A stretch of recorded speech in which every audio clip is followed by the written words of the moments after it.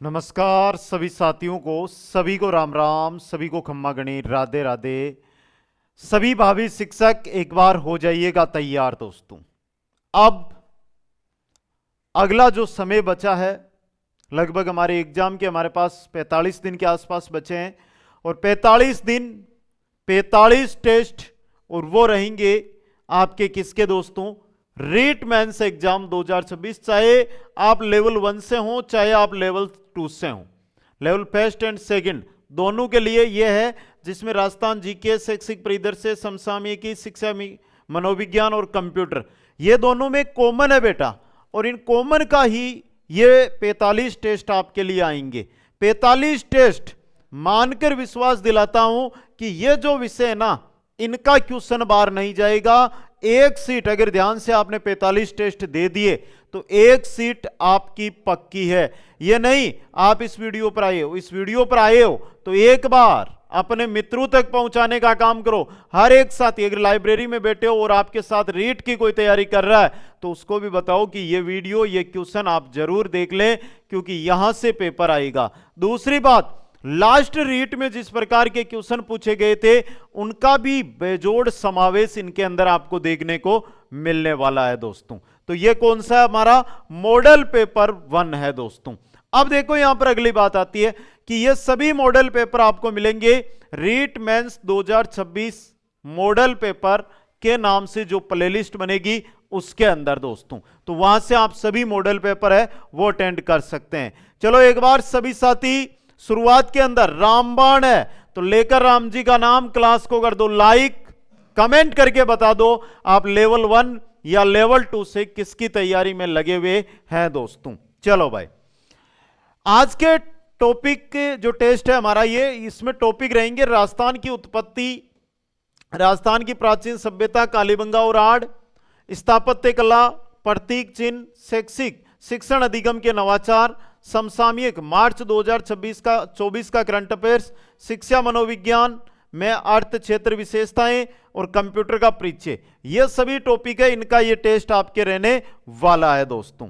चलो भाई, पहला क्वेश्चन, राजस्थान प्रदेश को अलग अलग कालखंडों में भिन्न भिन्न नामों से जाना जाता रहा है। आप बताइए कि ऋग्वेद व रामायण के अनुसार राजस्थान का नामकरण रहा है ना? आपके रीट के लेवल का क्वेश्चन तो दे दो भाई उत्तर जल्दी से। है तो सिंपल क्वेश्चन, उत्तर भी आप सभी का इसका आ जाना चाहिए। तो बताओ भाई जल्दी से, राजस्थानादित्य, राजपुताना, राजस्थान या ब्रह्मव्रत या मृकांतार? तो यहां पर देखो ऋग्वेद और रामायण दो की बात हो रही है, तो ब्रह्मवृत व मृकांतार के नाम से जाना जाता रहा। क्वेश्चन नंबर 2 है, मुणोत नेणसिरी ख्यात नामक पुस्तक में राजस्थान के लिए किस नाम का उल्लेख मिलता है? बताइएगा दोस्तों। मुणोत नेणसिरी जो ख्यात है उसमें राजस्थान का जो नाम है उसका क्या उल्लेख मिलता है? तो क्या नाम मिलता है भाई, जल्दी से एक बार बता दीजिएगा सभी साथी। राजपुताना, राजस्थान, रजवाड़ा या मरु प्रदेश? राजस्थान दोस्तों। निम्नलिखित में से असत्य कथन का चयन कीजिएगा भाई। चलो पहला, जॉर्ज थॉमस ने राजस्थान प्रदेश के लिए राजपुताना शब्द का प्रयोग किया। कर्नल जेम्स टोड ने अपनी पुस्तक annuls and antiquities of Rajasthan में राजस्थान शब्द का प्रयोग किया। कर्नल जेम्स टोड की पुस्तक का दूसरा नाम central and western Rajput states of India है।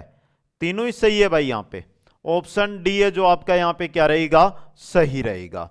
नेक्स्ट है, राजस्थान एकीकरण के दौरान कौन से चरण में पहली बार राजस्थान शब्द का प्रयोग हुआ था? पहली बार देखो मत्स्य संघ और फिर बना था राजस्थान संघ, तो द्वितीय चरण के अंदर बना था, तो ऑप्शन बी सही रहेगा। नेक्स्ट क्वेश्चन है, भारत सरकार द्वारा राजस्थान क्षेत्र को संवैधानिक मान्यता कब प्रदान की गई?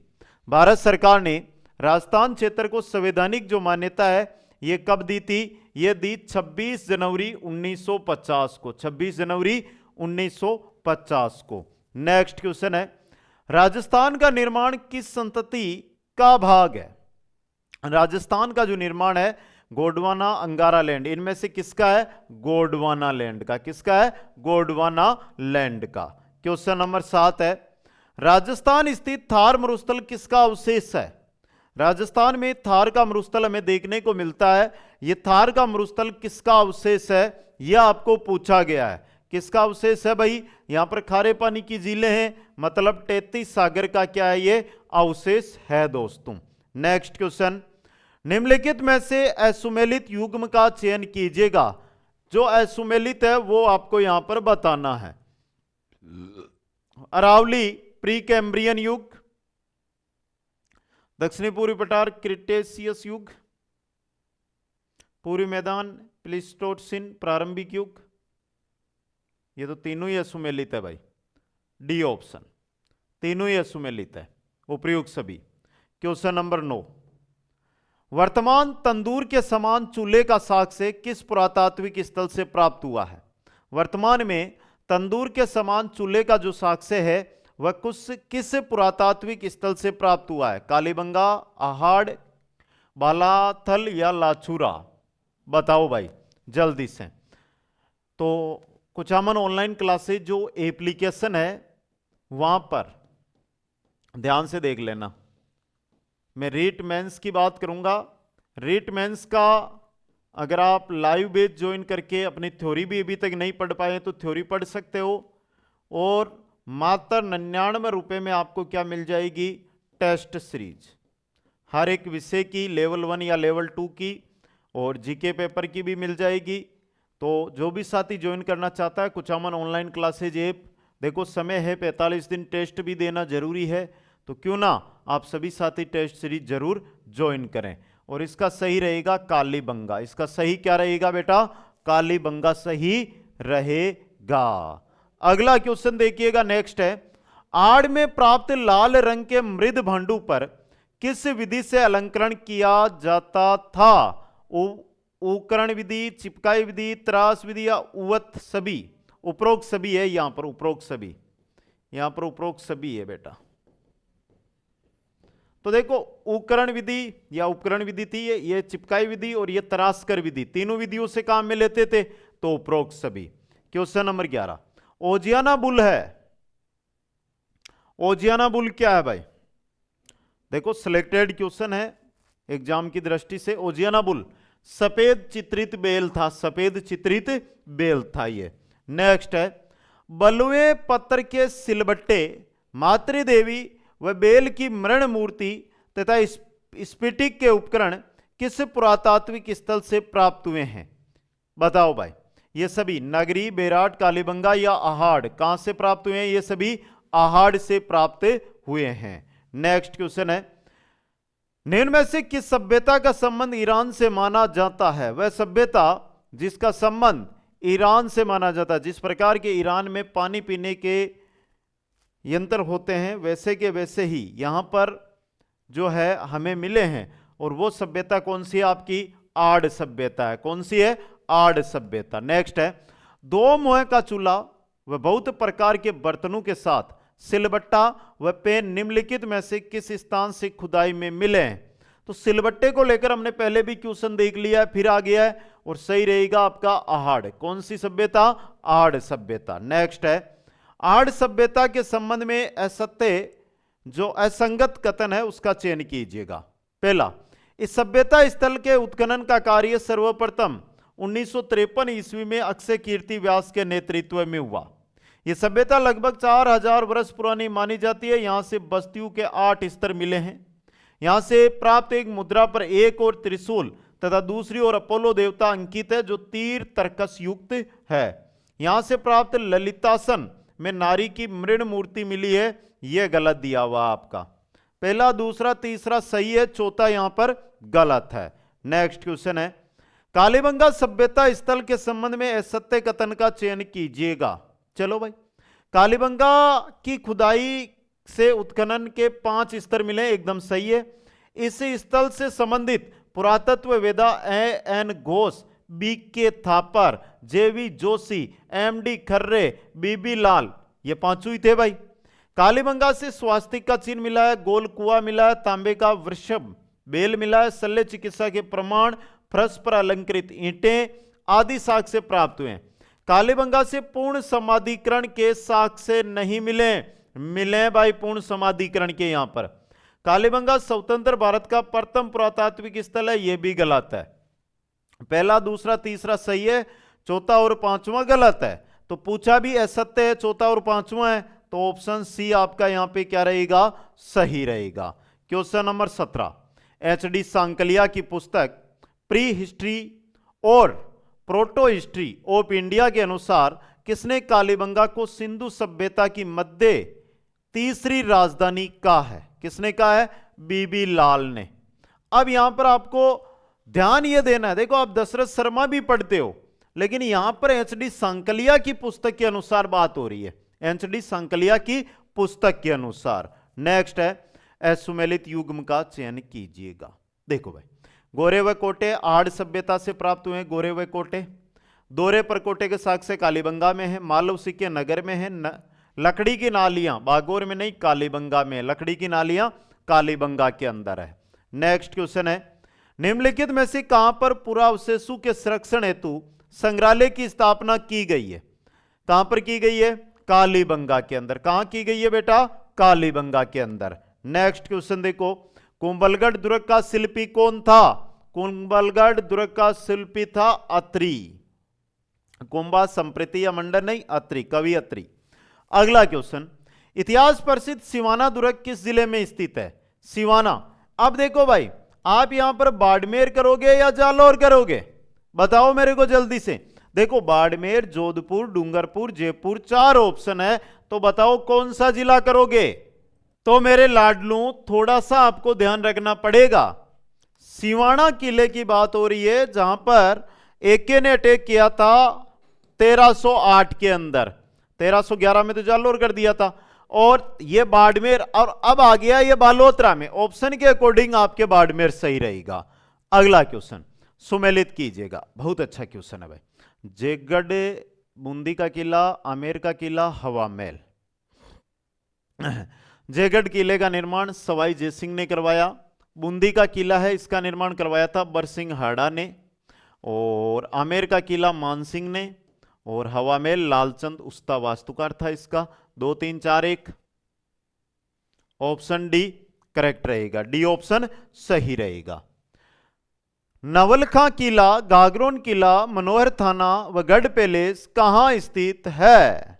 4 किले कौन से जिले में स्थित है, यह आपसे यहां पर पूछा जा रहा है मेरे लाडलू। तो बताने का कष्ट तो कर ही सकते हो आप, बता दो एक बार सभी साथी। कहां स्थित है भाई ये सभी? तो ये सभी झालावाड़ में। कहां पर है? झालावाड़ में। नेक्स्ट है, जोधपुर स्थित बिजोलाई के महल का निर्माण किस शासक द्वारा करवाया गया था? जोधपुर स्थित बिजोलाई के महलों का निर्माण करवाया था, वो करवाया था किसने? तख्त सिंह ने। किन्होंने करवाया था? तख्त सिंह ने। क्वेश्चन नंबर 25, जोधपुर के प्रसिद्ध ओसियां के मंदिर किसकी देन है? जोधपुर के प्रसिद्ध ओसियां के जो मंदिर है, ये किनकी देन है भाई? ये परतियारों की देन है। ओसियां के मंदिर परतियारों की देन है दोस्तों। क्वेश्चन देखो अगला, नेक्स्ट क्वेश्चन है, अच्छा क्वेश्चन है आपके लिए। आमेर महल के आकर्षणों में से एक दीवान ए खास शीश महल का निर्माण किसने करवाया था? बहुत अच्छा क्वेश्चन है कि शीश महल, और शीश महल का निर्माण किसने करवाया था, यह आपसे पूछा गया है। शीश महल का निर्माण करवाया था मिर्जा राजा जयसिंह ने। किसने? मिर्जा राजा जयसिंह ने। नेक्स्ट, गोडाउन को राजकीय पक्षी किस वर्ष घोषित किया गया? गोडावण, और गोडाउन को राजकीय पक्षी किस वर्ष घोषित किया गया था? 1981 के अंदर। कब? 1981 के अंदर राजकीय पक्षी घोषित गोडावण को किया गया था दोस्तों। क्वेश्चन नंबर 28 है, राजस्थान का सागवान कौन सा वृक्ष कहलाता है? सिंपल क्वेश्चन है, आरएसएस भी सिंपल जीके ही पूछता आ रहा है, तो याद रखना राजस्थान का सागवान रोहिड़ा कहलाता है। क्वेश्चन नंबर 29, ऊंट का वैज्ञानिक नाम? ऊंट है, और ऊंट का वैज्ञानिक नाम क्या होता है भाई? यह क्वेश्चन बहुत एग्जाम में आया अब की बार। ऊंट का वैज्ञानिक नाम क्या होता है? कैमेलस डोमेडोरियस। कैमेलस डोमेडेरियस। याद हो गया या नहीं हुआ भाई? अगला क्वेश्चन, गजेला बनेटी किसका वैज्ञानिक नाम है? गजेला बनेटी, गजेला बनेटी वैज्ञानिक नाम होता है चिंकारा का। किसका? चिंकारा का। नेक्स्ट क्वेश्चन है, साइकोलॉजी शब्द कौन से शब्दों से मिलकर उत्पन्न हुआ है या बना है? साइकोलॉजी बताओ भाई। देखो, साइकी प्लस लोगस, साइकी प्लस लोगस से। नेक्स्ट क्वेश्चन है, प्रिंसिपल ऑफ साइकोलॉजी पुस्तक किसने लिखी थी? Principle of psychology, principle of psychology जो पुस्तक है ये किनकी है भाई? वुंट, विलियम जेसन, अरस्तु, विलियम जेम्स, विलियम जेम्स की है। किनकी है? विलियम जेम्स की। अगला क्वेश्चन देखो, कोट John Dewey, Titchener, Koffka, Watson किससे संबंधित है? देखो ले लू आराम से। सबसे पहले वाटसन की बात करूंगा तो व्यवहारवाद से, कोपका है गेस्टाल्टवाद से, टिचनर है संरचनावाद से, जॉन डीवी है कृत्यवाद से। 3 2 1 4, 3 2 1 4, ऑप्शन ए सही रहेगा। क्वेश्चन नंबर 34, कौन से मनोवैज्ञानिक प्रकार्यवाद से संबंधित नहीं है? प्रकार्यवाद से जेम्स है, टिचनर नहीं है, जॉन डीवी भी है और जेम्स एंजिल भी है। टिचनर को छोड़ दो, ईवी टिचनर को, बाकी प्रकार्यवाद से संबंधित है दोस्तों। अगला क्वेश्चन, साइकोलॉजिया शब्द का सर्वप्रथम प्रयोग किसने किया? साइकोलॉजिया जो शब्द है इसका सबसे पहले प्रयोग किया था, वो किया था रुडोल्फ गॉडविल ने, रुडोल्फ गॉडविल ने। क्वेश्चन नंबर 36, शिक्षा नियंत्रित वातावरण में मानव विकास की प्रक्रिया, ध्यान से देखिएगा भाई, शिक्षा नियंत्रित वातावरण में मानव विकास की प्रक्रिया है, यह कथन किसका है? यह आपको पूछा गया है, तो सही उत्तर की तलाश करिएगा भाई सभी साथी। शिक्षा नियंत्रित वातावरण में मानव विकास की प्रक्रिया है, यह कहा था रेमंड ने। किसने कहा था? रेमंड ने। क्वेश्चन नंबर 37, कौन सा कथन मनोविज्ञान की प्रकृति से संबंधित नहीं है? मनोविज्ञान व्यवहार परक है, सामाजिक है, धनात्मक है, मानकीय विज्ञान नहीं है। भाई अगर शिक्षा मनोविज्ञान आपने बेसिक की पढ़ी है ना, तो यह क्वेश्चन है जिसका उत्तर आप आराम से दे सकते हो। क्वेश्चन नंबर 38, शिक्षा मनोविज्ञान की प्रकृति वैज्ञानिक है, क्यों है? शिक्षा मनोविज्ञान है, इसकी प्रकृति वैज्ञानिक है और वैज्ञानिक होने का मुख्य कारण क्या है? यह केवल विज्ञान का अध्ययन करता है? नहीं बेटा, शिक्षा मनोविज्ञान केवल सूचनाओं के आधार पर सिद्धांत नहीं, शैक्षिक वातावरण में अधिगमकर्ता के व्यवहार का वैज्ञानिक विधि से अध्ययन किया जाता है। शैक्षिक वातावरण में अधिगमकर्ता का जो व्यवहार है उसका वैज्ञानिक विधि से अध्ययन किया जाता है, इसलिए शिक्षा में मनोविज्ञान की प्रकृति वैज्ञानिक है। क्वेश्चन नंबर 39, शिक्षा मनोविज्ञान के क्षेत्र में सम्मिलित है, विद्यार्थी भी है, शिक्षक भी है और शिक्षण अधिगम प्रक्रिया भी है, तो डी ऑप्शन सभी। क्वेश्चन नंबर 40, मनोविज्ञान को आत्मा का विज्ञान किसने कहा था? मनोविज्ञान आत्मा का विज्ञान है, ऐसा किसने कहा था? अरस्तु ने। किसने कहा था? अरस्तु ने। क्या सही रहेगा क्या भाई? ये मनोविज्ञान आत्मा का विज्ञान है, ये किसने कहा था? अरस्तु ने कहा था या नहीं कहा था? अगले क्वेश्चन में चलिएगा भाई, ये तो सही है आपका। SIQE कार्यक्रम कब शुरू किया गया? SIQE कार्यक्रम कब शुरू किया गया था? कब किया गया था? 2015 में। कब? 2015 के अंदर।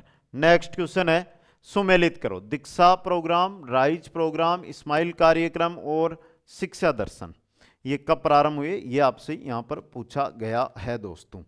सबसे पहले दीक्षा प्रोग्राम है, ये 5 सितंबर 2017 को। राइज प्रोग्राम की अगर मैं बात करता हूं तो ये 2018-19 सही रहेगा। इस्माइल प्रोग्राम की अगर मैं बात करता हूं तो 2020 में, और शिक्षा दर्शन प्रोग्राम है ये 21 जून 2021 को। तो 2 4 3 1 वापस स्क्रीनशॉट लेकर इस क्वेश्चन को रट लेना, सीधा भी पूछा जा सकता है यहां से। नेक्स्ट है, दीक्षा राइज नामक कार्यक्रम का निर्माण किसके सहयोग से किया गया? किसके सहयोग से? NCTE के सहयोग से, NCTE के सहयोग से। नेक्स्ट है, दीक्षा एप्लीकेशन को मानव संसाधन मंत्री के द्वारा आमजन को उपलब्ध करवाया गया था, वह कौन थे? दीक्षा एप्लीकेशन जिनको मानव संसाधन मंत्री के द्वारा आमजन के लिए उपलब्ध करवाया गया था, उस समय मंत्री थे मानव संसाधन मंत्री प्रकाश जावड़ेकर। नेक्स्ट क्वेश्चन है, SIQE का संचालन कितने स्तरों पर होता है? SIQ का संचालन है वो 3 स्तर पर होता है। कितने स्तर पर? 3 स्तर पर। नेक्स्ट है, कंप्यूटर सिस्टम की विशेषताएं हैं गति, सार्वभौमिकता, कर्मठता व परिशुद्धता, तीनों है तो उपयुक्त सभी, उपयुक्त सभी। नेक्स्ट है, ऐसा कंप्यूटर जो एनालॉग एवं डिजिटल कंप्यूटर मिश्रण से बना है, ऐसा कंप्यूटर जो एनालॉग एवं डिजिटल कंप्यूटर मिश्रण से बना है उसे क्या कहते हैं? Hybrid computer. उसे क्या कहते हैं? Hybrid computer. नेक्स्ट क्वेश्चन है, आधुनिक युग के कंप्यूटर का पूर्वज या डिजिटल कंप्यूटर का पूर्वज किसे कहा जाता है? आधुनिक युग का जो कंप्यूटर है उसका पूर्वज किसको कहते हैं? स्वचालित एनालिटिकल इंजन को, स्वचालित एनालिटिकल इंजन को। नेक्स्ट क्वेश्चन है, गोविंद गुरु जनजातीय क्षेत्रीय विकास योजना के तहत कितने जिलों में वनाधिकार प्रकोष्ठ का गठन किया जाएगा? कितने जिलों के अंदर? 18 जिलों में। कितने जिलों में? 18 जिलों के अंदर। नेक्स्ट है, राज्य बजट 2025-26 के अनुसार महाराणा प्रताप व राणा सांगा स्मारक कहां बनाया जाएगा? महाराणा प्रताप व राणा सांगा स्मारक बनेगा मांडलगढ़ में। कहां बनेगा? मांडलगढ़ के अंदर बनेगा दोस्तों। तो पहला कमेंट आपका रहेगा कि 50 क्वेश्चन थे और 50 में से आपके कितने क्वेश्चन यहां पर सही हुए, कमेंट करके बता दीजिएगा। दूसरा आपका काम रहेगा इस वीडियो को अधिक से अधिक मित्रों तक पहुंचाना। कोई भी क्वेश्चन में डाउट है तो कमेंट करना, वीडियो को लाइक करना, उसके बाद जाना डिस्क्रिप्शन में या प्ले स्टोर पर और जाकर कुचामन ऑनलाइन क्लासेज जो एप्लीकेशन है वो डाउनलोड करनी है, इंस्टॉल करनी है। वहां से रीट का आपको अगर बैच चाहिए तो बैच, अगर आपको टेस्ट सीरीज चाहिए तो टेस्ट सीरीज मात्र 99 रुपए में, कोई नहीं देगा। किताब के भी 200 रुपए ले लेंगे आपको। शेड्यूल टेस्ट रहेगी जिसमें टॉपिक और मेजर टेस्ट दोनों मिलेंगे। और ये रही आपकी इंस्टा जिस पर जो भी मेरे रीट के मेंस के भाई है जो यूज करते हैं वो सभी मेरे साथ जुड़ेंगे। तो ये था आज का पहला मॉडल पेपर रीट जीके का। कैसा लगा आपको जल्दी से कमेंट करके बता दो। और कल भी इसी प्रकार लेकर आऊंगा। अगर आपका सपोर्ट इस मॉडल पेपर को अच्छा रहा तो सभी को धन्यवाद। जय हिंद, जय भारत, जय जय राजस्थान।